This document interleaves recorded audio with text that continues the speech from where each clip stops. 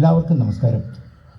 ഞാൻ ഇവിടേക്ക് വരാൻ എനിക്കൊരു നിമിത്തമുണ്ടായത് ശരിക്കും അത് ദേവിയുടെ, ഭഗവതിയുടെ, സരസ്വതി ദേവിയുടെ അനുഗ്രഹമാണ്. അതിലെനിക്ക് വളരെ സന്തോഷമുണ്ട്. അതിന് നിമിത്തമായത് നമ്മുടെ അർജുനൻ സാറാണ്. അദ്ദേഹത്തിന് എൻ്റെ ഹാർദവമായ ഒരു നന്ദി ആദ്യം തന്നെ ഞാൻ രേഖപ്പെടുത്തുകയാണ്. ഞങ്ങൾ ഒരുമിച്ച് ഒരു വിദ്യാർത്ഥികളായിരുന്നു. ഞങ്ങൾ പ്രായമൊന്നും നോക്കണ്ട, എങ്കിലും പിന്നെ ഞാൻ കോട്ടയം തിരുനക്കരയാണ്. ഇന്ന് ഈ നവരാത്രിയുടെ ഈ ദിനത്തിൽ നവരാത്രി മഹാത്മ്യം പറയുന്നതിന് മുമ്പ് ഒന്ന് രണ്ട് കാര്യം ഞാൻ ആക്ച്വലി ശരിയായിട്ടും വിചാരിച്ചിരുന്നത് ഇവിടെ കുറച്ച് കുട്ടികളുണ്ടാവുമെന്നാണ്. അവർക്ക് വേണ്ടി കൂടെ ചില കൗൺസിലിംഗ് അതുപോലെ ക്ലാസ് എടുക്കണമെന്ന് എന്നോട് പറഞ്ഞിരുന്നു. കുട്ടികളില്ലാത്തത് കൊണ്ട് ആ കാര്യം ഇന്ന് അവോയ്ഡ് ചെയ്യുക. ഇപ്പം നമ്മൾ മുതിർന്ന കുട്ടികൾ മാത്രമാണ് ഇവിടെയുള്ളത്. അപ്പോൾ ഇന്നത്തെ ഞാൻ പറയുന്നത് നമ്മുടെ ജീവിതത്തിൽ നമ്മുടെ എല്ലാവരുടെയും ജീവിത ലക്ഷ്യം എന്താണ്? നമ്മുടെ ലക്ഷ്യം ആത്മസാക്ഷാത്കാരമാണ്, അല്ലേ? ജീവിതത്തിൽ എല്ലാ മനുഷ്യൻ്റെയും ലക്ഷ്യം ആത്മസാക്ഷാത്കാരമാണ്. അതായത് സനാതനം എന്ന് പറഞ്ഞാൽ നമ്മളെപ്പോഴും ഉപയോഗിക്കുന്നൊരു വേർഡാണ് സനാതനം. സനാതനവും സനാതന ധർമ്മവും രണ്ടുമുണ്ട്.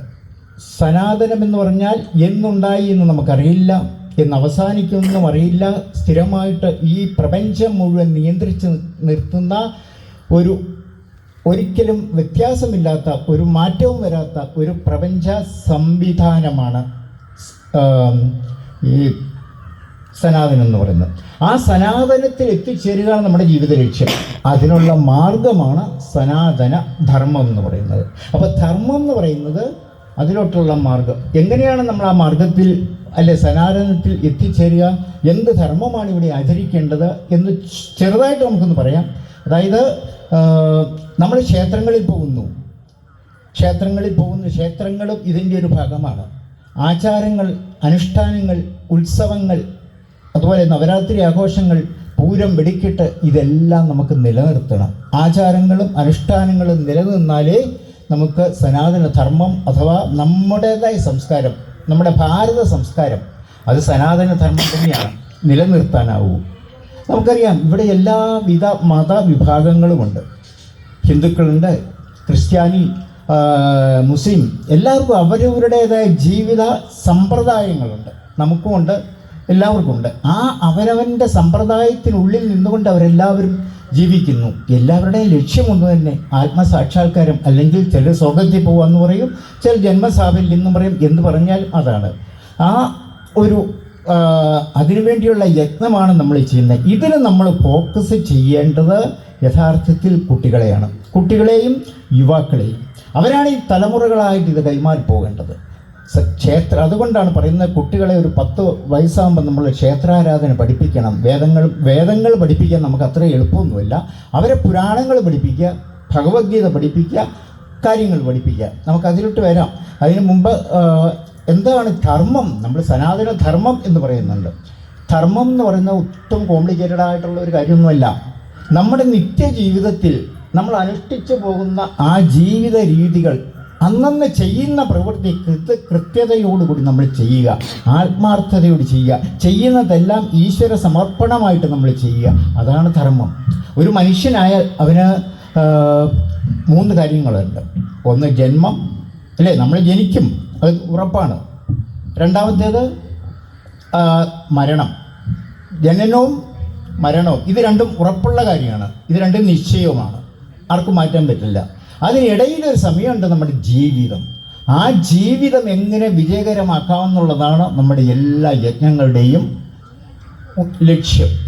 ആ ജീവിതം എങ്ങനെ സഫലമാക്കാം, എങ്ങനെ വിജയകരമാക്കാം. ചിലർ വിജയിക്കുന്നു, ചിലർ പരാജയപ്പെടുന്നു, ചിലർ ദുഃഖിതരാകുന്നു. ആ ജീവിതത്തെ സമ്പന്നമാക്കുകയാണ് നമ്മൾ ഈ ധർമ്മം കൊണ്ട് ധർമ്മങ്ങളെല്ലാം ചെയ്യുന്നത്. ധർമാർത്ഥ കാമ മോക്ഷം എന്നാണ് പറയുക. ധർമ്മവും അർത്ഥവും, ധർമ്മത്തിലൂടെ, ധാർമ്മികമായ കർമ്മത്തിലൂടെ നമ്മൾ ധനം സമ്പാദിക്കാം. അർത്ഥം എന്ന് പറഞ്ഞാൽ ധനമാണ്. ധാർമ്മികമായ കർമ്മത്തിലൂടെ ധനം സമ്പാദിച്ച് അതിലൂടെ മോക്ഷം നേടാം. ആ ധനം ധാർമ്മികമായ മാർഗത്തിലൂടെ നമ്മൾ വിനിയോഗിക്കുമ്പോഴാണ് നമ്മൾ മോക്ഷം ഉണ്ടാകുക. ധനം സമ്പാദിച്ച് നമ്മൾ ബാങ്കിൽ ഡെപ്പോസിറ്റ് ചെയ്തിട്ട് അതിൻ്റെ പുറത്ത് കയറി ഇരുന്നുകൊണ്ട് നമ്മൾ മോക്ഷമൊന്നും കിട്ടാൻ പോകുന്നില്ല. ധർമ്മം, അർത്ഥം, കാമം. എന്താണ് കാമം? ജോലി ചെയ്താൽ അധ്വാനിക്കാനുള്ള നമ്മുടെ ഇച്ഛാശക്തിക്കാണ് ഗ്രാമം എന്ന് പറയുക.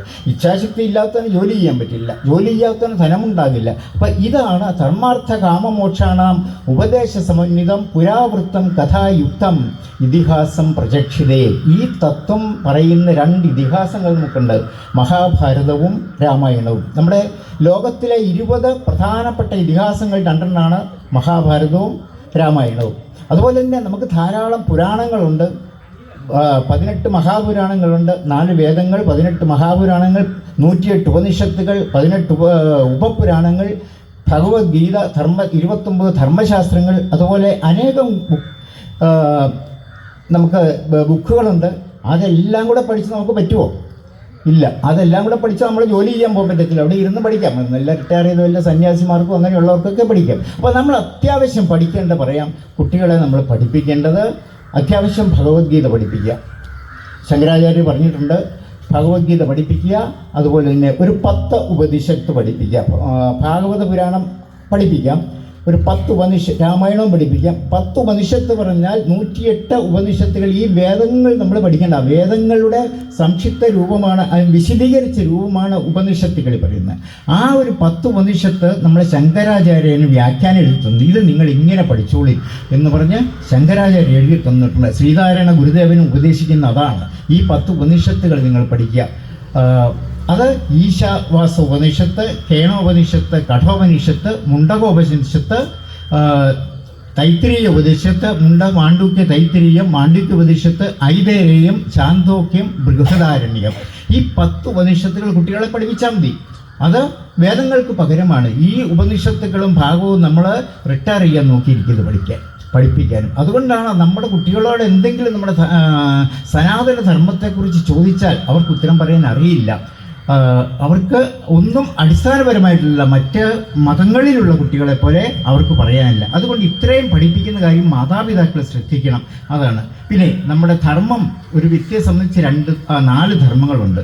ഒന്ന്, എനിക്ക് എന്നോട് തന്നെ ഒരു ധർമ്മമുണ്ട്. അവിടെയാണല്ലോ തുടക്കം. എൻ്റെ ധർമ്മം എന്ന് പറയുന്നത് എനിക്ക് 2 കാര്യങ്ങളേ ഉള്ളൂ. നിങ്ങൾ എല്ലാവർക്കും 2 കാര്യങ്ങളേ ഉള്ളൂ. ഒന്ന് നമ്മുടെ ശരീരം, രണ്ടാമത്തേത് മനസ്സ്. ആ ശരീരത്തിനുള്ളിൽ നിൽക്കുന്ന മനസ്സ്.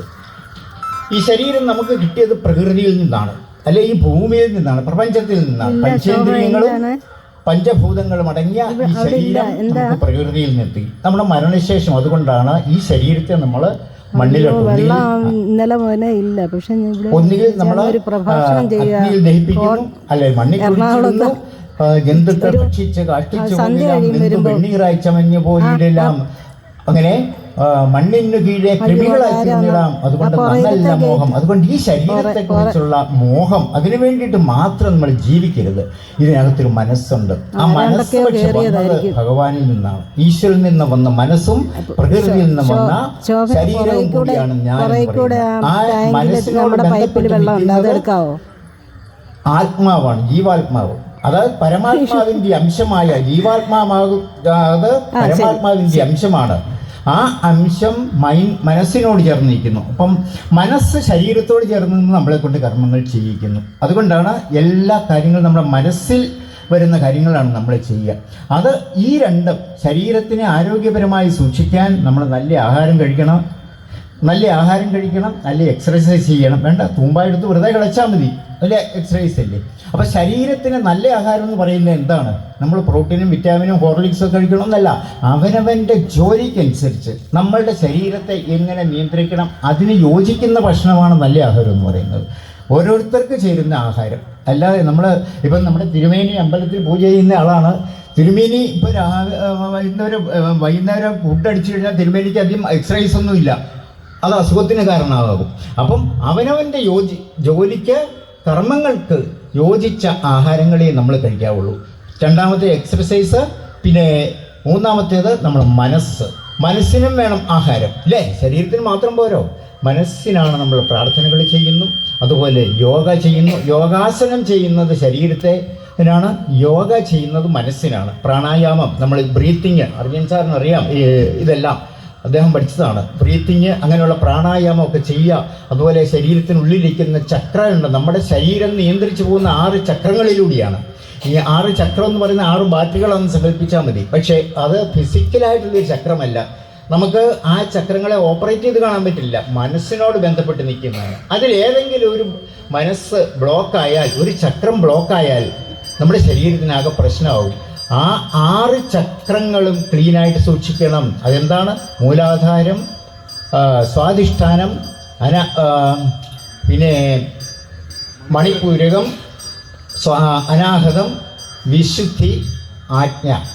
അത് കഴിഞ്ഞ് നമ്മൾ സഹസ്രാര പത്മത്തിൽ എത്തിച്ചേരുമ്പോൾ മനസ്സിന് ശാന്തിയാണ്. നമ്മൾ അവിടെ ചെല്ലുമ്പോൾ നമുക്ക് സമാധിയിലൊന്നും പോകുന്നൊന്നുമില്ല, അതൊന്നും ആരും പേടിക്കണ്ട. അവിടെ ചെല്ലുമ്പോൾ ശാന്തമായ അന്തരീക്ഷത്തിൽ നമ്മൾ എത്തിച്ചേർന്നു മനസ്സിനെ. അതുവരെ നമ്മളെ മനസ്സ് ഇങ്ങനെ പടഞ്ഞുകൊണ്ടിരിക്കും. എല്ലാവരുടെയും മനസ്സ് അങ്ങനെയാണ്, ആരുടെയും മനസ്സ് ശാന്തമായിട്ട് നിൽക്കില്ല. അർജുനൻ കൃഷ്ണനോട് പറഞ്ഞില്ലേ, അർജുനനോട് കൃഷ്ണൻ പറഞ്ഞു, കൃഷ്ണൻ അർജുനോട് പറഞ്ഞു, നീ പോയി യുദ്ധം ചെയ്യുക, നീ ഇങ്ങനെ ചിന്തിച്ച് ദുഃഖിച്ചിരിക്കുക, പോയി യുദ്ധം ചെയ്യുക. അർജുൻ ചോദിച്ച ഇതാണ്, ചഞ്ചലം ഹി മന കൃഷ്ണ പ്രമാധീബലഭദ്രിടം യദേവം ദുഷ്കൃതം മന്യേ വായോരിവ സുദുഷ്കരം. ഭഗവത്ഗീതയിലെ ശ്ലോകമാണിത്. കാറ്റത്താടുന്ന ദീപം പോലെ ചഞ്ചലമാണ് എൻ്റെ മനസ്സ്. ആ മനസ്സിനെ നിയന്ത്രിക്കുക എന്ന് പറയുന്നത് നമ്മുടെ മുഹമ്മേൽ കുട്ടനാട്ട് ഈ കായലിൽ നിന്ന് വരുന്ന കാറ്റിനെ നിയന്ത്രിക്കുന്ന പോലെയാണ്. സാധിക്കുമോ? ഇല്ല. അങ്ങനെയുള്ള മനസ്സിനെ നിയന്ത്രിച്ച് നിർത്തിയിട്ട് യുദ്ധം ചെയ്യാൻ പറഞ്ഞാൽ സാധിക്കില്ല. അപ്പോൾ കൃഷ്ണൻ പറഞ്ഞു, അത് സാധിക്കും അർജുന, കുറച്ച് ബുദ്ധിമുട്ടാണ്, എല്ലാവർക്കും എപ്പോഴും സാധിക്കുന്ന കാര്യമല്ല. പക്ഷേ അഭ്യാസേനതു കൗന്ദേയ വൈരാഗ്യേന ച ഗൃഹ്യതേ. മനസ്സിൻ്റെ കാമക്രോധ ലോഭമോഹം അസൂയ ഇങ്ങനെയുള്ള രോഗങ്ങൾ, ഇങ്ങനെയുള്ള ദുഷിച്ച പ്രവണതകളെയെല്ലാം മാറ്റുക. ഇതെല്ലാം കഴിഞ്ഞിട്ട് അഭ്യാസം, നിരന്തരവും നിത്യവുമായ പ്രാക്ടീസ് വേണം. ഒരു കാര്യം നമ്മൾ ഓടിച്ചെന്നങ്ങ് ചെയ്യാൻ പറ്റില്ല. അതുകൊണ്ട് നമുക്കെല്ലാം മനസ്സിന് ശാന്തമുണ്ടാക്കാം. അങ്ങനെ നമ്മൾ മനസ്സിനെ ശാന്തമാക്കി, ശരീരത്തിനും ശാന്തമാക്കി, നമ്മുടെ മനസ്സിന് ശാന്തതയുണ്ടാകും. ജീവിതം നമുക്ക് വിജയകരമായി പോകും. എൻ്റെ രണ്ടാമത്തെ, ഒന്ന് എൻ്റെ ശരീരത്തോടെ എനിക്കുള്ള ധർമ്മത്തെ പറ്റി ഞാൻ പറഞ്ഞത്. രണ്ടാമത്തെ എൻ്റെ കുടുംബത്തോടുള്ള ധർമ്മമാണ്. നമുക്ക് ഒരു വ്യക്തിക്കും അവനവൻ്റെ കുടുംബത്തോടുണ്ട്. ഭാര്യ, മക്കള് മാത്രമല്ല കുടുംബം, അച്ഛൻ, അമ്മ, സഹോദരങ്ങൾ, ഇവരെല്ലാവരും നമ്മുടെ കുടുംബമാണ്. അവരുടെ എല്ലാ കാര്യങ്ങളും എന്നും നമ്മൾ അന്വേഷിക്കുകയും അവരുടെ കാര്യങ്ങൾ എന്തെങ്കിലും പ്രശ്നങ്ങളുണ്ടെങ്കിൽ അതിനെല്ലാം നമ്മൾ ഇടപെടുകയും വേണം. അതാണ് ഒരു വ്യക്തി. പണ്ടൊക്കെ നമുക്ക് കുടുംബത്തിൽ മാത്രമല്ല, നാട്ടിലെല്ലാവരും തമ്മിൽ ഇടപെട്ടിരുന്നു. അപ്പോൾ അങ്ങനെയുള്ള ഒരു കുടുംബ ബന്ധം, നമ്മൾ ഒരു കുടുംബത്തോടുള്ള നമ്മുടെ പ്രതിബദ്ധത അല്ലെങ്കിൽ നമ്മുടെ ധർമ്മം നമ്മൾ നിലനിർത്തണം. മൂന്നാമത്തെ ധർമ്മമാണ് സമൂഹത്തോട്. ഈ ഇരിക്കുന്ന സമൂഹത്തിലോട് ഇരിക്കുന്നവരല്ല, നമ്മുടെ നാട്ടിലുള്ള എല്ലാവരും പരസ്പരം, അതിനകത്ത് ജാതിയില്ല, മതമില്ല, വർണ്ണ വ്യത്യാസങ്ങളില്ലാതെ. പണ്ടൊക്കെ നമുക്ക് മതിലൊന്നും ഇല്ലായിരുന്നു വീടിന്. ഒരു വീട്ടിൽ എന്തെങ്കിലും പ്രശ്നമുണ്ടെങ്കിൽ എല്ലാവരും പരസ്പരം അറിയും, അവിടെ ഓടിക്കൂടും. ഇപ്പം വിളിച്ചാലും ആരും ഓടിക്കൂടുകയില്ല, അങ്ങോട്ട് പോകത്തില്ല. കാരണം വീടില്ലെങ്കിലും മതിലുണ്ടാവും, മതിലുണ്ടെങ്കിലും ഗേറ്റ് ഉണ്ടാവും മതിലിൻ്റെ പുറത്ത്. അപ്പോൾ അത്ര ബന്ധങ്ങൾ മുറിഞ്ഞു പോയിരിക്കുന്നു. ആ ബന്ധങ്ങൾ നിലനിർത്തണം. എല്ലാവരുമായിട്ട് സൗഹൃദത്തോടെ, സഹവർത്തിത്വത്തോടെ പെരുമാറണം. അങ്ങനെ സമൂഹത്തെ നമ്മൾ സ്നേഹത്തോടെ കാത്തു സൂക്ഷിക്കണം. അതിൽ ഇതുപോലുള്ള കുടുംബക്ഷേത്രങ്ങൾ അതിന് വളരെയധികം ഉചിതമാണ്. ഈ കുടുംബക്ഷേത്രം എന്ന് പറഞ്ഞാൽ ഈ കുടുംബത്തിലുള്ള അംഗങ്ങൾക്ക് മാത്രമല്ല ഇതുകൊണ്ട് പ്രയോജനമുള്ളത്. ഈ കുടുംബത്തിലെ എല്ലാ അംഗങ്ങൾക്കും ഈ ദേവിയുടെ അനുഗ്രഹം ഉണ്ടാകും. അവരിവിടെ ഉണ്ടെങ്കിലും ഇവിടെ ഇല്ല, വിദേശത്താണെങ്കിലും. അതുകൂടാതെ തന്നെ ഈ ദേശത്തിൻ്റെ ദേവിയാണ് ഇവിടെ ഇരിക്കുന്ന സരസ്വതി ദേവി. ഒരു ദേശത്തൊരു ദേവി ഉണ്ടെങ്കിൽ, ദേവനുണ്ടെങ്കിൽ ആ ദേശത്തിൻ്റെ ദേവിയാണ് അവർ. ഒരു കുടുംബത്തിൻ്റെ മാത്രമല്ല, അവർ വ്യാപിയാണ്, സർവ്വവ്യാപിയാണ് ഭഗവതി ദേവി. സരസ്വതി ദേവിയുടെ ഞാൻ പറഞ്ഞല്ലോ, ബ്രഹ്മാച്യുത ശങ്കര പ്രവിധിബീർ ദേവൈ സദാ പൂജിത. വിഷ്ണുവും ശങ്കരനും വിഷ്ണുവും രുദ്രനും ബ്രഹ്മാവും കാത്തുനിന്ന് തൊഴുന്ന ദേവിയാണ്. അപ്പോൾ അവരുടെ സ്ഥാനം എവിടെയാണ്? ദേവിയുടെ സ്ഥാനം ഒന്ന് ആലോചിച്ച് നോക്കൂ, ഇല്ലേ? പിന്നെ നമ്മുടെ ധർമ്മം എന്ന് പറയുന്നത് നമ്മുടെ രാഷ്ട്രത്തോടുള്ള ധർമ്മമാണ്, സനാതന ധർമ്മം. ഈ രാഷ്ട്രം എന്ന് പറയുമ്പോഴത്തേക്കും നമ്മൾ സനാതന ധർമ്മം എന്ന് പറഞ്ഞാൽ ഹിന്ദുക്കളുടെ മാത്രമുള്ളൊരു ധർമ്മം എന്നാലും തെറ്റിദ്ധരിക്കുന്നത്. ഇവിടെ ധാരാളം മതങ്ങളുണ്ട്, ധാരാളം ജാതികളുണ്ട്. പക്ഷേ അതെല്ലാം ഓരോരുത്തരുടെ വിശ്വാസങ്ങളാണ്. ആ വിശ്വാസങ്ങളെ എല്ലാം കൂടെ കൂട്ടിക്കൊണ്ട് നമുക്കൊരു സംസ്കാരമുണ്ട്. അതാണ് ഭാരത സംസ്കാരം. ആ സംസ്കാരത്തെ നമ്മൾ നിലനിർത്തണം. ശ്രീനാരായണ ഗുരുദേവ് പറഞ്ഞിട്ടുണ്ട്, പല മതസാരവും ഏകമെന്നു പാരാതെ അടവിയിൽ ആനയിൽ അന്ധരെന്ന പോലെ പലവിധ യുക്തി പറഞ്ഞു പാമരന്മാർ അറിവതു പാർത്ത് പോലെ അലയാതിരുന്നിടണം. എല്ലാ മതങ്ങളുടെയും ചിന്തകളും രീതികളും ആചാരരീതികളും അനുഷ്ഠാനങ്ങളും വ്യത്യാസമാണെങ്കിലും ഇതിൻ്റെ സാരം ഒന്നാണ്, ഏക ബ്രഹ്മമാണ്. എല്ലാവരുടെയും സ്ഥാനം ഏക ബ്രഹ്മത്തിലോട്ട് പല വഴിയിലൂടെ അവർ പോകുന്നു. ഏകം സ വിപ്ര ബഹുധ വദന്തി, എല്ലാം ഒന്നു തന്നെ. പണ്ഡിതന്മാരതിനെ പലതായിട്ട് വ്യാഖ്യാനിക്കുന്നു. ഇതാണ് നമ്മുടെ ധർമ്മം. ഇനി നമുക്കിന്ന് അധികം സമയമില്ലാത്തതുകൊണ്ട്, നമുക്ക് സമയം വളരെ കഴിഞ്ഞതുകൊണ്ടും നമുക്ക് ഈ ഇന്നത്തെ നവരാത്രിയുടെ സങ്കല്പത്തെപ്പറ്റി ഒരു അല്പം പറഞ്ഞിട്ട് നമുക്ക് നിർത്താം. നവരാത്രി നമുക്കറിയാം, നമ്മുടെ ബൈജു സാർ നവരാത്രിയുടെ ഒരു ഹിൻ്റൊക്കെ തന്നു എന്തൊക്കെയാണെന്നുള്ളത്. ഈ 9 ദിവസത്തെ ദേവിയുടെ ഭാവങ്ങളും രൂപങ്ങളും എല്ലാം ഞാൻ പറയുന്നില്ല. നമുക്കറിയാം ദേവി എന്ന് പറയുന്നത് ദേവി പാർവതി ദേവിയാണ് നവരാത്രിയുടെ പ്രധാനം. പാർവതി ദേവിയുടെ 9 ഭാവങ്ങളാണ് ഈ 9 ദിവസം നമ്മൾ കാണിക്കുന്നത്. എന്താണ്, ഞാൻ അതിൻ്റെ തത്വങ്ങൾ മാത്രമാണ് പറയുക. പാർവതി ദേവി നമുക്കറിയാം ദക്ഷ പ്രജാപതിയുടെ പുത്രിയായിരുന്നു സതീദേവി. സതീദേവിയെ പരമശിവൻ കല്യാണം കഴിച്ചു. പരമശിവനും ദക്ഷനുമായിട്ട് ഇന്നും ശത്രുത, അമ്മായുസനും മരുമോനുമായിട്ട് ഇന്നും വഴക്കാം. എന്തുവഴി അദ്ദേഹം ഒരു സത്രം നടത്തി, യാഗം നടത്തി. ആ യാഗത്തിലോട്ട് പരമശിവനെ ക്ഷണിച്ചില്ല, സതിയൻ ക്ഷണിച്ചില്ല, അവരോട് പിണക്കുന്നുണ്ട്. അപ്പോൾ സതീദേവി പറഞ്ഞു, രാവിലെ മുതൽ ആൾക്കാർ വഴിയോടെ യാഗത്തിന് പോവുക, യാഗശാലയിലോട്ട് പൊയ്ക്കൊണ്ടിരിക്കുന്നു, അപ്പം നമുക്കും പോകണ്ടേ? അപ്പം ശിവൻ പറഞ്ഞു, ഇല്ല, നമ്മൾ പോകണ്ട, നമ്മളെ അവിടെ ചെന്ന് അപമാനിച്ചു വിടും, കാരണം ഇതിനു മുമ്പും നമ്മളെ അപമാനിച്ചിട്ടുണ്ട്, അതുകൊണ്ട് പോകാതിരിക്കുന്നതായിരിക്കും, ചെന്ന് ഏറ്റുവാങ്ങുന്നതിൽ നല്ല പോകാതിരിക്കുന്നില്ലേ. പക്ഷേ സതീദേവിക്ക് നിൽക്കാൻ പറ്റുന്നില്ല, കാരണം എൻ്റെ അമ്മ, സഹോദരിമാർ, ബന്ധുക്കളെല്ലാം വരുന്നു, അവരെ ഒന്ന് ഒന്നിച്ചു കൂടാൻ, നമ്മളൊരു കല്യാണത്തിനൊക്കെ പോകാമെന്ന് പറഞ്ഞാൽ എന്തിനാ പോകുക, എല്ലാവരും കൂടി ഒന്നിച്ച് കാണാനാ അല്ലേ. അപ്പോൾ അവരെ ഒന്ന് കാണണമെന്ന് ഭയങ്കര ആഗ്രഹം. ശിവൻ വിലക്കെങ്കിലും പാർവതി ശിവൻ്റെ അനുവാദം കൂടാതെ, പാർവതിയല്ല സതീദേവി അതിന് പോയി. അവിടെ ചെന്നു പറഞ്ഞതുപോലുള്ള അപവാദം ഏറ്റുവാങ്ങി. അത് സഹിക്കാനാവാതെ തിരിച്ചു വന്ന് ശിവനോട് ഫേസ് ചെയ്യാനുള്ള ബുദ്ധിമുട്ട് കണ്ട് യാഗാഗ്നി ചാടി ആത്മാഹൂതി ചെയ്തു. അവിടെ ദഹിപ്പിച്ചു സതീദേവി. അപ്പോൾ ആ സതീദേവിക്ക് അനുഗ്രഹത്താൽ പിന്നെ കിട്ടിയൊരു ജന്മമാണ് ഏത്? പാർവതി ദേവിയുടെ ജന്മം. ഈ പാർവതി ദേവി അത് ശൈലപുത്രി, അതാണ് 1ാമത്തെ ദിവസം. ഈ 9 നവരാത്രി ദിവസങ്ങളിൽ 1ാമത്തെ ദിവസം പാർവതി ദേവിയാണ്. അത് കഴിഞ്ഞ് 2ാമത്തെ ദിവസം അവിടെ തപസ് ചെയ്യുകയാണ്. അതായിരുന്നു ഇന്നലെ തപസ് ചെയ്ത്, എനിക്ക് ആ പേരൊന്നും അറിയത്തില്ല, ഓരോ ദിവസത്തെ ബ്രഹ്മചാരിണി ആയിട്ട് തപസ് ചെയ്യും. എന്തിനാണ് തപസ് ചെയ്തത്? ഘോര തപസ് ചെയ്തു, ശിവനെ ഭർത്താവായിട്ട് കിട്ടാൻ. ആ തപസ്സിൻ്റെ ഫലമായിട്ട് ശിവനെ ഭർത്താവായിട്ട് കിട്ടി. പിന്നെ അത് കഴിഞ്ഞു ഓരോ ദിവസവും കാണിക്കുന്നത് പാർവതിയുടെ ശക്തി പ്രാപിക്കലാണ്. 9 ദിവസം എന്ന് പറയുന്നത് 9 ഭാവങ്ങളാണ്. ഇത് പാർവതിയുടെ കുടുംബത്തിൽ മാത്രം, പാർവതിയുടെ ഭാവം മാത്രമല്ല, നമ്മുടെ ഓരോ കുടുംബത്തിലും നിരവധി ആൾക്കാരുണ്ട്. 10 പേരെങ്കിൽ 10 പേരും 10 സ്വഭാവവും 10 രീതികളുമുള്ളവരാണ് ഇല്ലേ. ചിലരെപ്പോഴും സന്തോഷമുള്ളവർ, ചിലരെപ്പോഴും ദുഃഖമുള്ളവർ, ചിലർ മടിയന്മാർ, ചിലർ വളരെ ആക്റ്റീവായിട്ടുള്ളത്. ഇങ്ങനെ 10 ഭാവങ്ങൾ നമ്മുടെ വീടുകളിൽ എല്ലാവർക്കുമുണ്ട്. ഈ ഭാവങ്ങളെയാണ് ഇവിടെ പ്രതിനിധീകരിക്കുന്ന പാർവതിയുടെ പ്രതീകാത്മകമായിട്ട്, പാർവതിയുടെ ജന്മമായിട്ട്. അങ്ങനെ പാർവതി ജന്മം കൊണ്ട് അവസാനം 5ാമതാണോ സ്കന്ദമാതാവായി, പരമശിവന്റെ പുത്രനുണ്ടായി, സ്കന്ദമാതാവായി. അതിനുശേഷമാണ് മഹിഷാസുരനെ വധിച്ചത്. ദേവാസുര യുദ്ധത്തിൽ മഹിഷാസുരനെ വധിച്ച് പാർവതി ദേവി തൻ്റെ വാഹനമായ സിംഹത്തിൻ്റെ പുറത്ത് കയറിയിരുന്നിട്ട് പറഞ്ഞു, സ്ത്രീകളോടാണ് പറഞ്ഞത്, നിങ്ങൾ മനസ്സിലാക്കണം, സ്ത്രീ എപ്പോഴും ഒരു പുരുഷൻ്റെ ഡിപ്പെൻഡൻ്റായിട്ട് നിൽക്കേണ്ടവളല്ല. സ്ത്രീ ശക്തിയാണ്. ലോകത്തിൽ സ്ത്രീയെ ശക്തിയായിട്ട് ആരാധിക്കുന്ന ഒരേ ഒരു രാഷ്ട്രം ഭാരതം മാത്രമാണ്. സ്ത്രീ ശക്തിയാണ്. നിങ്ങൾ ഉണരണം. നിങ്ങളുടെ സുരക്ഷ നിങ്ങളുടെ കയ്യിലാണ്. ആയുധം എടുത്തുകൊണ്ട് പാർവതി. എന്താണ് സിംഹത്തിന് പുറത്തിരിക്കുന്നത്? ശക്തിയുടെ പ്രതീകമാണ് സിംഹം അല്ലേ. ആ ശക്തിയുടെ പുറത്തിരുന്നു കൊണ്ട് പാർവതി പറഞ്ഞു, നിങ്ങൾ ഉണരണം, ശക്തരാകണം, അല്ലാതെ ഭർത്താവിൻ്റെ ഡിപ്പെൻഡൻ്റായിട്ടിരിക്കാൻ നോക്കരുത്.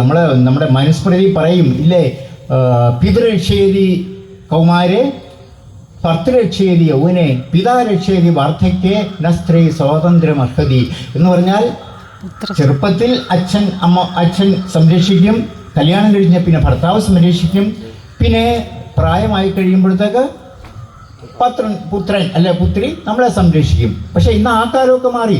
ഇന്ന് അതെങ്ങനെ നമ്മൾ ആ കുട്ടികളെ എങ്ങനെ വളർത്തുന്നോ അതനുസരിച്ചിരിക്കും ആ സംരക്ഷണം. ഇന്ന് ആരും വയസ്സാകുമ്പോൾ മക്കളെ സംരക്ഷിക്കുന്നോർത്തിരുന്ന കത്തിഴിഞ്ഞ കാണുകയില്ല. കാരണം ആ ഒരു കാലത്തിൻ്റെ രീതി മാറി. അതുകൊണ്ട് ഇന്ന് മനുസ്മൃതിയിലെ ഉപദേശമല്ല ഇവിടെ പ്രധാനം. അപ്പോൾ പാർവതി പറഞ്ഞു, നിങ്ങൾ സുരക്ഷ സ്വയം ഏറ്റെടുക്കണം. അതാണ് സ്ത്രീകളോട് പാർവതി കൊടുത്ത സന്ദേശം. അതാണ് ഈ 9 നവരാത്രി നാളുകളിൽ.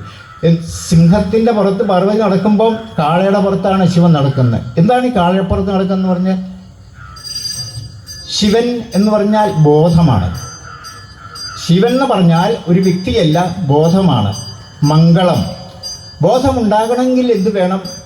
നമുക്ക് മനസ്സിൽ ബോധമുണ്ടാകണമെങ്കിൽ, വിവരമുണ്ടാകണമെങ്കിൽ, അല്ലെ ബോധം എന്ന് പറഞ്ഞാൽ അത് ഈശ്വര സാക്ഷാത്കാരമാണ്. ഈശ്വരനെ നമ്മൾ ഉപാസിച്ചു കഴിഞ്ഞ് ഈശ്വരൻ്റെ അടുത്ത് നമുക്ക് എത്തിച്ചേരെങ്കിൽ അത് ഈശ്വരൻ നമ്മുടെ മനസ്സിൽ തന്നെയാണെന്നുള്ള ഓർക്കുക. ആ ബോധമുണ്ടാകണമെങ്കിൽ ധർമ്മം ആചരിക്കണം. ധർമ്മം ആചരിക്കാത്തവന് മംഗളം ഭവിക്കില്ല ജീവിതത്തിൽ. ധർമ്മം ആചരിക്കുന്നതിനെയാണ് നന്ദികേശ്. എല്ലാ ശിവക്ഷേത്രത്തിലും നോക്കൂ, ശിവന്റെ മുമ്പിൽ ഒരു കാള ഇങ്ങോട്ട് തിരിഞ്ഞ് കിടപ്പുണ്ട്, ഇല്ലേ? ധർമ്മമാണ് ആ ശിവൻ. നന്ദികേശൻ ധർമ്മം ആചരിക്കുന്ന, അതാണ് കാള. ശിവൻ ഇമ്പോർട്ടൻസ് എന്ന് കൊടുത്താൽ ഇങ്ങനെ നടക്കുന്നു. പക്ഷേ പാർവതി ശക്തിയാണ്. പാർവതിയുടെ മുന്നിൽ ആ സിംഹത്തിന് പുറത്ത് ഒരു കുട്ടിയിരിക്കുന്നു. ആരാണ്? സ്കന്ദൻ, സുബ്രഹ്മണ്യൻ. എന്തുകൊണ്ടാണ് പാർവതി ഈ കുട്ടിയെ വെച്ച് മുൻപിൽ വെച്ച് സിംഹത്തിന് പുറത്ത് യാത്ര ചെയ്യുന്നത്? അതാണ് നമ്മളിനകത്തെ വളരെയധികം നമ്മൾ മനസ്സിലാക്കേണ്ടത്. ഒരു കുട്ടി ജനിച്ചു കഴിഞ്ഞാൽ ആ കുട്ടിയെ വളർത്തി അവനെ ഒരു 15-16 വയസ്സ് വരെ അവൻ്റെ ഗ്രൂമിങ്, അല്ലെ അവൻ്റെ വളർച്ചയ്ക്കുള്ള എല്ലാ ഘട്ടങ്ങളിലും അവനെ വളർത്തേണ്ടത് അമ്മമാരാണ്. നിങ്ങളുടെയൊക്കെ വീട് നോക്കിയോ, നിങ്ങൾ 5 വയസ്സ് കഴിഞ്ഞു 6 വയസ്സ് കഴിഞ്ഞാലും അമ്മമാരാ കുട്ടികളെ സംരക്ഷണം ഏറ്റെടുക്കുന്നത്. അച്ഛന്മാർക്ക് സമയമില്ലാത്തതുകൊണ്ടാണ്. അച്ഛനമ്മമാരാണ് യഥാർത്ഥത്തിൽ കുട്ടികളെ 16-17 വയസ്സ് വരെ സംരക്ഷിക്കുന്നത്. അവരെങ്ങനെ സംരക്ഷിക്കപ്പെടുന്നു അതനുസരിച്ചിരിക്കും അവരുടെ സ്വഭാവ രൂപീകരണം. ഒരു കുട്ടിയുടെ സ്വഭാവ രൂപീകരണത്തിൻ്റെ ശില്പിയാണ് അമ്മമാർ. അപ്പോൾ 6 വയസ്സിലാണ് ഒരു കുട്ടിയുടെ തലച്ചോറ് ഉറയ്ക്കുന്നത്. 6 വയസ്സിൽ അവനെ സ്കൂളിൽ ചേർക്കുന്നു. അപ്പോൾ 6 വയസ്സ് മുതൽ ആ സ്കൂളിൽ ചേർത്താൽ ഒരു 10 വയസ്സാകുമ്പം അവന് വിദ്യാഭ്യാസം ഒക്കെ തുടങ്ങി അവനെ മോറൽ, അല്ലെങ്കിൽ എന്താ പറയുക, നമ്മൾ ആധ്യാത്മിക വിദ്യാഭ്യാസം കൂടെ, മൂല്യ അധിഷ്ഠിതമായ വിദ്യാഭ്യാസം അവന് കൊടുക്കണം. അതല്ലെങ്കിൽ നമ്മുടെ കുട്ടികൾ വളർന്നു വരുമ്പം അവന് നല്ല എഞ്ചിനീയർ ആയിരിക്കും, നല്ല ശാസ്ത്രജ്ഞനായിരിക്കും, നല്ല ഡോക്ടറായിരിക്കും. പക്ഷേ സംസ്കാരം എന്ന് പറയുന്നവർക്കുണ്ടായിരിക്കത്തില്ല. കാരണം ഭഗവത്ഗീത, ഈ രാമായണം, ഭാഗവതം ഇതൊക്കെ പഠിപ്പിക്കുന്ന ഈ മൂല്യങ്ങളാണ്. 100-150 കഥാപാത്രങ്ങളാണ് രാമായണത്തിലുള്ളത്. 120ഓളം കഥാപാത്രങ്ങൾ വാൽമീകി രാമായണത്തിലുണ്ട്. ആ 120 കഥാപാത്രങ്ങളുടെ ജീവിത അനുഭവങ്ങളിൽ നിന്ന് ഉരുത്തിരിഞ്ഞ് വരുന്ന സന്ദേശങ്ങൾ, ആ സന്ദേശങ്ങളാണ് അവൻ ജീവിതത്തിൽ പകർത്തേണ്ടത്. രാമായണം വായിക്കുമ്പോൾ നമ്മൾ സകല ശുഭകുല വിമല നിലകിതകളെ ബരേ സാരസ്യ പീയൂഷ സാര സർവസ്വമേ ഇങ്ങനെ പാടിവിട്ട് കാണാതെ പഠിച്ചുകൊണ്ട് നമുക്കൊരു ഗുണം കിട്ടാൻ പോകുന്നില്ല. രാമായണം വായിച്ചാൽ അതിൻ്റെ ഓരോ വരികളും മന്ത്രങ്ങളാണ്. ആ മന്ത്രങ്ങളുടെ അർത്ഥം നമ്മൾ മനസ്സിലാക്കണം. ആ മന്ത്രങ്ങൾ ഇതാണ്, നമുക്ക് ഓരോരുത്തർക്കും ജീവിതത്തിൽ വേണ്ട തത്വങ്ങളാണ് പറയുന്നത്. അതവരെ പഠിപ്പിക്കണം. ആ മൂല്യങ്ങൾ അവർക്ക് കിട്ടണം. ഭാഗവതത്തിലും അതെ, ഭഗവത്ഗീതയിലും അതെ. ഒരു വ്യക്തിയെ അർജുനൻ യുദ്ധത്തിൽ തളർന്നിരുന്ന അർജുനെ പൂജ്യത്തിൽ നിന്നും പൂർണ്ണതയിൽ എത്തിച്ചതാണ് ഭഗവത്ഗീത. അത് ഓരോ അർത്ഥങ്ങളും പഠിപ്പിച്ച് കുട്ടികളെ പതുക്കെ ആദ്യം ചൊല്ലിച്ച് പഠിപ്പിക്കണം. ഇങ്ങനെ ഒരു 16-17 വയസ്സാകുമ്പോൾ അവൻ അച്ഛനമ്മമാരുടെ കൂട്ടത്തിൽ അവരുടെ മൂല്യാധിഷ്ഠ വിദ്യാഭ്യാസം എല്ലാം കിട്ടി. അവന് സ്വന്തമായിട്ട് അവൻ്റെ സ്വഭാവം രൂപീകരിക്കപ്പെട്ടു. അവൻ ഒരിക്കലും വഴിതെറ്റിപ്പോയില്ല. അവൻ എന്ത് പഠിക്കണം, ഏത് ക്ലാസ്സിലോട്ടിനും പോകണം, എഞ്ചിനീയറിംഗ് എടുക്കണോ, തനിക്ക് എഞ്ചിനീയറിംഗ് പഠിക്കാനുള്ള ബുദ്ധിയുണ്ടോ, തനിക്ക് ഡോക്ടറാകാനുള്ള വൈദഗ്ധ്യമുണ്ടോ, ഇതെല്ലാം അവൻ സ്വയം മനസ്സിലാക്കും. ആ ഒരു കൗൺസിലിംഗ് ആണ് ശ്രീ അർജുൻ സാർ എന്നോട് പറഞ്ഞത്. ഇന്ന് കുട്ടികളുണ്ടെങ്കിൽ അവർക്ക് എടുക്കാം, പക്ഷേ അതിലോട്ട് നമ്മൾ പോകുന്നില്ല. കാരണം ഇന്ന് കുട്ടികളൊന്നും ആരും നമുക്കിവിടെ വന്നിട്ടില്ല. അപ്പോൾ അങ്ങനെ ആ 18 വയസ്സ് വരെ ഇവരുടെ ലാളനയിൽ വളർന്ന കുട്ടി നല്ല സ്വഭാവവുമായിട്ട് വളരും. അങ്ങനെ ഒരു തലമുറ നമുക്ക് വളർത്തിയെടുക്കണം. അതാണ് നമ്മുടെ പുരാണ ഇതിഹാസങ്ങളുടെ പഠനങ്ങളുടെ ലക്ഷ്യം. നമ്മൾ ആരുടെ കാര്യം പറഞ്ഞു? 18 വയസ്സായ ഒരു കുട്ടി, അത് കഴിഞ്ഞ് അവൻ വിവാഹിതനായി. അവൻ അച്ഛനമ്മമാരെ മറക്കില്ല. ഇപ്പം നമുക്കറിയാം, നമ്മുടെ കുട്ടികളെ ഇപ്പോൾ ഒരു 10 വയസ്സായ കുട്ടി അമ്മയ്ക്കും അച്ഛനും ജോലിക്ക് പോകണമെങ്കിൽ അവരെന്താ ചെയ്യുക? ജോലിക്ക് പോവുകയാണെങ്കിൽ ക്ലാസ്സില്ലാത്ത സമയമാണെങ്കിൽ കുട്ടിക്ക് ഒരു നല്ല മൊബൈൽ വാങ്ങിച്ചു കൊടുക്കും. അല്ലെങ്കിൽ പണിക്ക് പോകുമ്പോഴാണെങ്കിൽ ആ മൊബൈലും വെച്ചുകൊണ്ട് അവൻ ഇരുന്നോളും. ഈ മൊബൈൽ കുറേ കാലം കഴിയുമ്പോൾ അവന് മൊബൈൽ വേണ്ട, അവനൊരു ബൈക്കാണ് വേണ്ടിയിരിക്കുന്നത്. അപ്പോൾ അച്ഛൻ അതും വാങ്ങിക്കൊടുക്കും. ബൈക്ക് കഴിഞ്ഞപ്പോൾ ഇനി അവന് കാറായി. ഇത് കഴിയുമ്പോൾ 9 കഞ്ചാവിലോട്ട് തിരിയും. ഈ കഞ്ചാവിനുള്ള പണം ആര് കൊടുക്കണം? അമ്മ കൊടുക്കണം, അച്ഛൻ കൊടുക്കണം. അവിടെ നിന്ന് മോഷണം തുടങ്ങും. അവൻ്റെ ജീവിതം ഇങ്ങനെ വഴിതെറ്റി പോകാറുണ്ട്. നമ്മൾ പണിയെടുക്കുന്നവർ, പാടത്ത് പണിയെടുക്കുന്ന സ്ത്രീകളോ പുരുഷന്മാരോ ആണെങ്കിൽ ഒന്ന് ആലോചിക്കുക, കുറച്ച് സമയം അവനെ കൊണ്ടുപോയി ആ വരമ്പത്തിരുത്തണം. ഒരു 8 വയസ്സായ കുട്ടി, 10 വയസ്സായ കുട്ടി ആ വരമ്പത്തിരുന്നുകൊണ്ട് കാണണം എൻ്റെ അമ്മ എത്ര കഷ്ടപ്പെട്ടാണ് എന്നെ വളർത്തുന്നതെന്നുള്ളത്. അമ്മയുടെ കഷ്ടപ്പാട് അവൻ മനസ്സിലാക്കും, അച്ഛൻ്റെ കഷ്ടപ്പാടും അവൻ മനസ്സിലാക്കും. അത് കണ്ട് ഞാൻ പ്രാക്ടിക്കലായിട്ട് കണ്ടനുഭവിക്കും. അവൻ ഒരിക്കലും അച്ഛനെ അമ്മയെ ഉപേക്ഷിച്ച് തൻ്റെ ജീവിതം നോക്കി പോകത്തില്ല. അതാണ് നമ്മൾ ധാർമ്മികമായ വിദ്യാഭ്യാസം എന്ന് പറയുന്നത്. അല്ലെങ്കിൽ സംസ്കാരമില്ലാത്ത നമ്മൾ നല്ല സ്കൂൾ നോക്കി വിടണം. എന്താണ് നല്ല സ്കൂള്? നല്ല മൂല്യബോധമുള്ള അധ്യാപകർ പഠിപ്പിക്കുന്ന സ്കൂളാണ്. അത് ഏത് മാനേജ്മെൻ്റ് ആണെങ്കിലും നല്ല സ്കൂളെന്ന് പറഞ്ഞാൽ അങ്ങനെയുള്ള സ്കൂളിൽ പഠിപ്പിക്കണം. അതുപോലെ അവരുടെ കുട്ടികളെ, അവരുടെ സുഹൃത്തുക്കളെ തിരഞ്ഞെടുക്കുന്നിടത്ത് മാതാപിതാക്കൾ ഒന്ന് ശ്രദ്ധിക്കേണ്ടതുണ്ട്. അതുപോലെ നല്ല കുട്ടികളെ തിരഞ്ഞെടുത്ത് അവർ തിരഞ്ഞെടുക്കുന്ന കുട്ടികൾ നല്ലവരാണോ എന്നുള്ളത് നമ്മൾ ബോധ്യപ്പെടണം. ഇതിന് പറയുന്ന നമ്മൾ ഒളിഞ്ഞും തെളിഞ്ഞും അവരുടെ മൂവ്മെൻറ്റ് ശ്രദ്ധിക്കണം. നമ്മൾ പറയല്ലോ, എൻ്റെ മോൻ അങ്ങനെയൊന്നും പോയില്ല, അവൻ ഞാൻ പറയുന്ന വഴിക്ക് നിൽക്കുന്നവനാണ്. ഒരിക്കലും നമ്മളങ്ങനെ വിചാരിക്കരുത്. മക്കൾ എങ്ങനെയാവും എന്നുള്ളത് അറിയാതെ അവരെ ഒളിഞ്ഞും തെളിഞ്ഞും നമ്മൾ പരീക്ഷിക്കണം. സ്കൂളിൽ നിന്ന് വന്നു കഴിഞ്ഞാൽ എന്നാൽ അവന് നല്ല ഒരു സ്ഥാനം വീട്ടിൽ കൊടുക്കുകയും വേണം. വീട്ടിൽ കുട്ടികൾക്ക് അച്ഛനും അമ്മയും മക്കളും തമ്മിലൊരു കമ്മ്യൂണിക്കേഷൻ എല്ലാ ദിവസവും ഉണ്ടാകണം. അതിനാണ് പറയുന്നത്, ഭഗവത്ഗീത പറയും, യോഗ കർമാസു കൗശല. ആ കൗശലത്തോടെയുള്ള ഒരു കുടുംബ ജീവിതം, അച്ഛനും അമ്മയും മക്കളും തമ്മിൽ വീട്ടിലെ എല്ലാ പ്രശ്നങ്ങളും അവർ ഡിസ്കസ് ചെയ്യണം. അല്ലെങ്കിൽ നീ ഇവിടെ അപ്പുറത്ത്, നീ ഇപ്പോൾ ഇരുന്ന് പഠി, ഞങ്ങളിവിടെ ഇരുന്ന് ഞങ്ങളുടെ കാര്യം പറയുക, വേറെ കാര്യം പറയുക. പിള്ളേരെ നമ്മൾ ഒഴിവാക്കരുത്. വീട്ടിലൊരു അതിഥി വന്നാൽ പിള്ളേർ നീ അപ്പുറത്ത് പോയിരുന്നു, ഞങ്ങൾ പറഞ്ഞോളാം. ഇത് ഒഴിവാക്കണം. കുട്ടികളെ കമ്മ്യൂണിക്കേഷൻ ചെയ്യാൻ, വരുന്ന അതിഥികളുമായിട്ട് സംസാരിക്കാൻ അവസരം കൊടുക്കും. അപ്പോൾ അവൻ വിചാരിക്കും അവൻ ഈ വീട്ടിലെ ആരോ ഇമ്പോർട്ടൻ്റ് ഒരു പ്രധാനപ്പെട്ട ഒരു വ്യക്തിയാണെന്നുള്ളത്. അങ്ങനെ ഒരു സ്ഥാനം കൊടുത്ത് അവരെ വളർത്തിക്കൊണ്ടുവരണം. ഇങ്ങനെ കുട്ടികളെ വളർത്തി വന്നാൽ അവർ മുതിർന്നാലും അവർ നല്ല വ്യക്തിത്വമായി വരും. നമ്മുടെ സമൂഹത്തിലെ നല്ലൊരു സമൂഹം അങ്ങനെ വളർന്നു വരും. അതാണ് നമുക്ക് ഇന്ന് ആവശ്യം. ഇന്ന് നമ്മുടെ സമൂഹം വളരെ താഴോട്ട് പോയിക്കൊണ്ടിരിക്കുകയാണ്. അതുകൊണ്ട് ഞാൻ ഇന്ന് വളരെ നീട്ടുന്നില്ല. ഇങ്ങനെയുള്ള കാര്യങ്ങളൊക്കെയാണ് ഇന്ന് ഈ നമ്മുടെ നവരാത്രി ദിനങ്ങളിൽ നമ്മൾ മനസ്സിലാക്കേണ്ടത്. ഇവിടെ നമ്മൾ ചില ക്ഷേത്രങ്ങളിൽ ബൊമ്മക്കുരുവൊക്കെ വയ്ക്കാറുണ്ട്. അത് ദേവിയുടെ 1000 നാമങ്ങളാണ്. ദേവിയുടെ 1000 നാമങ്ങൾ എന്ന് പറയാൻ ദേവിയുടെ 1000 ഭാവങ്ങളാണ്. നമ്മുടെ ഓരോ മനസ്സിലും ഉണ്ടാകുന്ന ചിന്തകളുമാണ്. ആ ദേവി സഹസ്രനാമം, ലളിതാ സഹസ്രനാമം ജപിക്കുമ്പോൾ അത് നമ്മുടെ മനസ്സിലുണ്ടാകുന്ന തരംഗങ്ങൾ നമ്മുടെ തലച്ചോറിൽ ചില തരംഗങ്ങൾ സൃഷ്ടിക്കുന്നുണ്ട്, നമ്മുടെ ഊർജം വളർത്തുന്നുണ്ട്. അത് നമ്മുടെ തലച്ചോറിനകത്തുള്ള ഓരോ സെല്ലുകളെയും ആക്ടിവേറ്റ് ആക്കുന്നു. നമ്മുടെ ബോധം വികസിച്ച് നിൽക്കുന്നു. കുട്ടികളാണെങ്കിൽ അവർ പഠിച്ചാൽ 100-99% മാർക്ക് വരുമായിരിക്കും. മുതിർന്നവരാണെങ്കിൽ അവർക്ക് മെമ്മറി, ഓർമ്മക്കുറവ്, അൽഷിമേഴ്സിങ്ങിലുള്ള അസുഖങ്ങളൊന്നും അവർക്കുണ്ടാകാതെ. മുതിർന്നവർക്ക് ഉള്ളവരാണെങ്കിൽ അത് കുറച്ച് കുറയുന്നില്ല, കംപ്ലീറ്റ് മാർഗമൊന്നുമില്ല. എന്നാലും കുട്ടികളാണെങ്കിൽ, ചെറുപ്പക്കാരാണെങ്കിൽ ഇങ്ങനെയുള്ള അസുഖങ്ങൾ ഒഴിവാക്കാൻ പറ്റും. അപ്പോൾ ലളിതാ സഹസ്രനാമം വളരെ ചിട്ടയോടെ ശ്രീമാതാ ശ്രീ മഹാരാജ്ഞി ശ്രീമൽ സിംഹാസനേശ്വരി ചിതഗ്നി ഉണ്ടസംഭൂത ദേവകാര്യ സമുദ്യത, അതിനൊരു ചിട്ടയുണ്ട്. ആ ചിട്ടയിൽ നിങ്ങൾ എല്ലാവരും ജപിക്കുന്നതുകൊണ്ടുണ്ടാവില്ല. ഇവരെല്ലാവരും ലളിതാ സഹസ്രനാമം ജപിക്കുന്നവരല്ലേ. അതൊരു 40 മിനിറ്റേ ഉള്ളൂ. അത് എല്ലാ ദിവസവും ജപിച്ചാൽ നമ്മുടെ തലച്ചോറ് വളരെ ആക്റ്റീവ് ആവും. അതുപോലെ തന്നെ പ്രാണായാമം, നമ്മളെ അർജുൻ സാർ അത് വേറെ ദിവസം ഇവിടെ എല്ലാവർക്കും പറഞ്ഞു തരും, എങ്ങനെയാണ് നമ്മൾ ശ്വാസോച്ഛ്വാസം ചെയ്യേണ്ടതെന്ന്. അതൊക്കെ ചെയ്താൽ നമ്മുടെ ആരോഗ്യം, നമുക്ക് 2 കാര്യം ഞാൻ ആദ്യം പറഞ്ഞു, 2 കാര്യങ്ങളേ ഉള്ളൂ ജീവിതം. ആ ജീവിതം ധന്യമാക്കണമെങ്കിൽ പൂജ്യത്തിൽ നിന്ന് നമ്മൾ പൂർണ്ണതയിലോട്ട് എത്തണം, അത് എത്തിക്കണം. അത് നമ്മുടെ യോഗ കർമാസു കൗശലത്തോടെയുള്ള ജീവിതത്തിൽ അത് സാധ്യമാകും. ഇതാണ് എനിക്കിന്ന് നിങ്ങൾക്ക് തരാനുള്ള ഒരു സന്ദേശം. എല്ലാവർക്കും ഒരു നവരാത്രി ഒന്നുകൂടി ആശംസിച്ചുകൊണ്ട് നന്ദി, നമസ്കാരം.